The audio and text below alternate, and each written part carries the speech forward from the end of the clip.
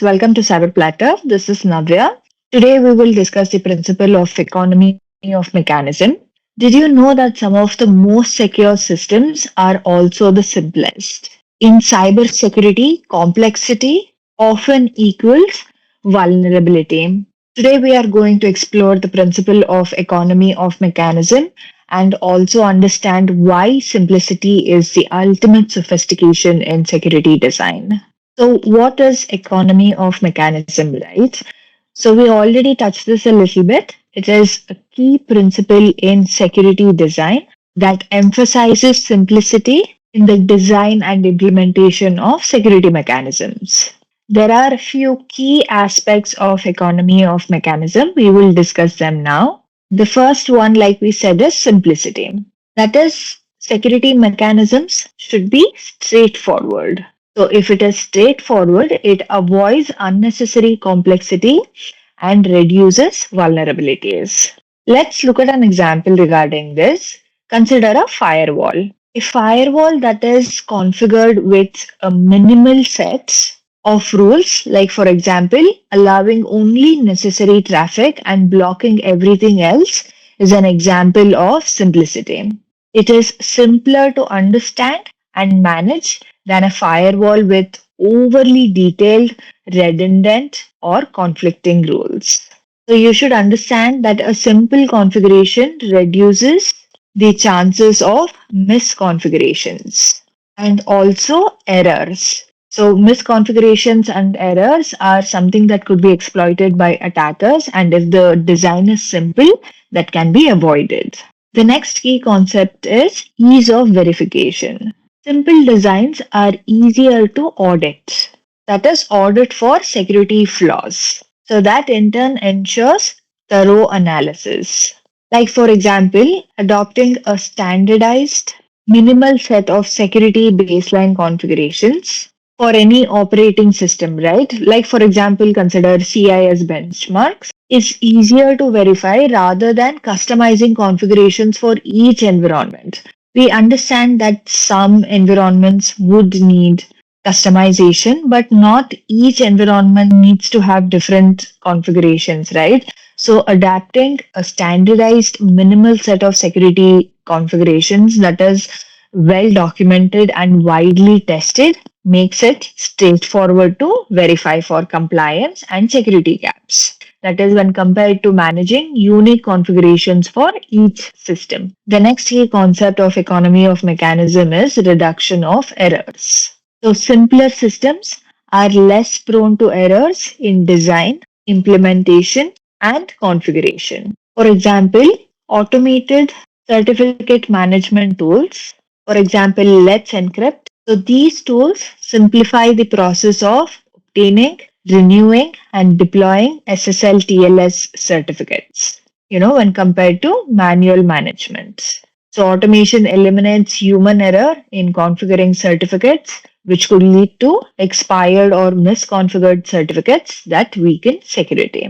Next key concept of economy of mechanism is cost effectiveness. So simple mechanisms are quicker to develop, test, and maintain. So hence they reduce the overall costs. For example, implementing RBAC, that is role-based access control, where permissions are assigned to roles like for admins, users, HR staff, or legal staff, right, is cost effective instead of assigning roles to individual users. So managing roles is far less time consuming and error prone than managing permissions for every user.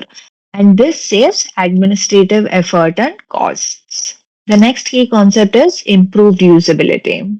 Simple systems are easier for users and administrators to interact with. This minimizes errors. Like for example, SSO systems, single sign-on systems, allow users to access multiple applications with one login. Like for example, if you're trying to log into your Gmail account, you log into your Gmail account in one tab and then open YouTube on another tab. It will not ask you to log in again because there is single sign-on between these two applications. Because of this, users don't have to remember multiple passwords. This reduces password related errors like lockouts or insecure practices like writing down passwords. So these are some of the key aspects of economy of mechanism. Now we will see some real world examples where the principle of economy of mechanism was violated and that led to security or usability issues. The first example is Windows NTLM hashes, that is Windows NT LANman hashes. So Microsoft's Windows NT use the NTLM hashing algorithm to store passwords. NTLM included an unnecessary step of splitting passwords into two 7-character chunks before hashing. This added unnecessary complexity. Also, the splitting weakened the hash, making it easier for attackers to crack each chunk individually using brute force. So, the lesson learned here is that a simpler and more robust hashing mechanism, like for example bcrypts or PBKDF2, would have avoided this vulnerability. The next example is Heartbleed vulnerability in OpenSSL. What is OpenSSL? A widely used cryptographic library. So this had grown overly complex with outdated and redundant code. The Heartbleed bug resulted from a small flaw in its implementation of the TLS heartbeat feature. So the vulnerability exposed sensitive data like private keys, passwords, and session tokens from memory. So the lesson learned here was that a more minimalistic and streamlined code base would have reduced the likelihood of such bugs. The next example is that of the Equifax data breach. Equifax systems involved a patch management that was overly complex and poorly documented.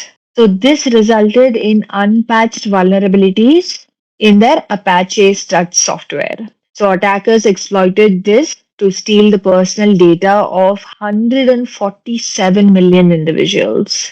So here we understand that a simpler automated patching process would have ensured the vulnerability was addressed promptly. So these are some of the real-time examples where economy of mechanism principle was violated. Next, we will see how to implement the principle of economy of mechanism. So this implementation in security design involves focusing on simplicity and minimizing complexity, while also ensuring robust protection. First step is simplify security mechanisms. That is, design security systems that are straightforward and avoid unnecessary features or complexities.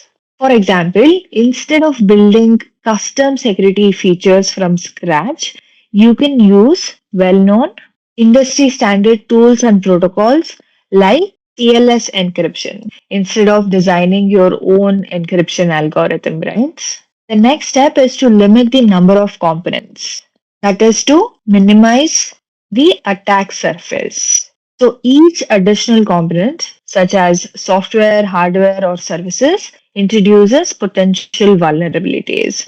So you need to use only the necessary components and services. Like for example, you can use a single firewall with a minimal set of rules instead of multiple firewalls unless necessary for segmentation. Next is to use standardized well-tested tools. So you need to choose widely used open source or commercial security solutions that have been extensively tested and reviewed by experts. For example, using the industry standard OAuth 2.0 framework for authentication and authorization is an example of using standardized well-tested tools. Instead of building a custom solution, you can use OAuth 2.0 framework for authentication and authorization. OAuth 2.0 is a widely adopted framework for securing APIs and managing delegated access. It is extensively tested and is used by major companies like Google, Facebook, and Microsoft. The next step is to avoid overly complex and redundant configurations. For example, minimize the number of rules in firewalls or access control policies. Rather than using complicated, detailed ACLs, that is access control lists, usually these complicated ACLs are very hard to maintain. Instead of those ACLs, you can use RBAC, that is role based access control, which is simpler and easier to manage. The next step is to automate repetitive security tasks. Like, for example, you can automate processes like patch management, certificate management, and access provisioning. This reduces human error as well as complexity. Like, for example, you can use automated tools like Let's Encrypt for SSL TLS certificate management. This eliminates manual errors in certificate renewal and deployments. The next step is to maintain clear, simple, and standardized documentation for security policies, configurations, and processes. This makes it easier to review and update security measures. Like, for example, you can use a single consistent format for all security configurations, such as server hardening or encryption standards. So they can be easily understood and verified. The next step is to configure systems to be secure by default, requiring minimal user configuration or interaction to enable strong security. For example, you can enable encryption by default for communication channels, such as HTTPS. Or another example would be to restrict access to sensitive data unless explicitly granted. The next step is to use redundancy only when necessary. So redundancy can improve security in some cases, right? But using multiple similar protective measures for the same purpose without a clear benefit can add unnecessary complexity and potential for errors. Like, for example, using two antivirus programs on the same system, right?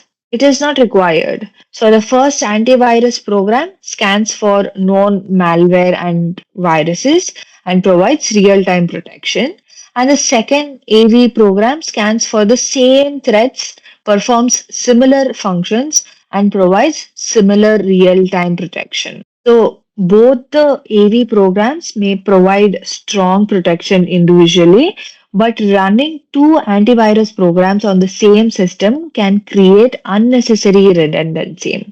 The second AV may conflict with the first one, and this can cause system slowdowns, false positives, and even errors in detecting threats.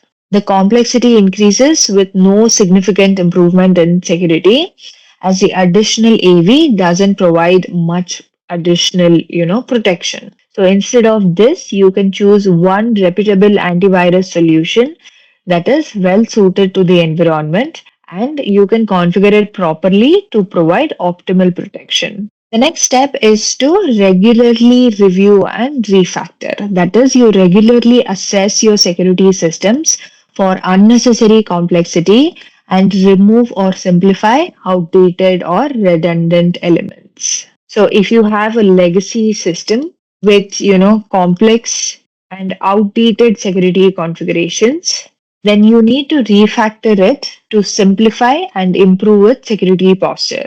You can do this by adopting modern or streamlined solutions. So these are some of the steps that can help you implement economy of mechanism principle. Now that we know what is economy of mechanism principle, what are the benefits and how to implement it, these are some of the questions that you need to ask yourself regarding your product, application, or systems. First one, are you using simple and clear designs? Is there any unnecessary redundancy in your security measures? Can you easily verify and audit the security design? Are you minimizing potential for mistakes? Are your security mechanisms efficient and cost effective? Is your security system easy to interact with? Are you leveraging well tested standardized tools or building custom solutions? So that's it for today, guys. I hope this video helped you understand the principle of economy of mechanism. If so, please don't forget to like, subscribe, and share our videos. That helps us a lot. Thank you so much for watching. If you have any questions, please leave them in the comment section. I will see you in the next video with another topic. Till then, bye bye.